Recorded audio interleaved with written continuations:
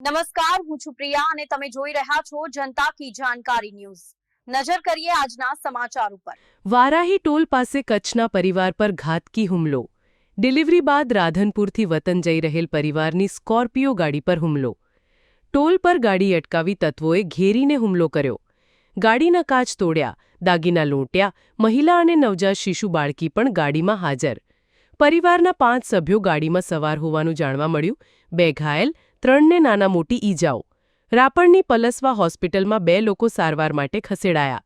ઘટનાનો video viral, લોકોમાં રોષ।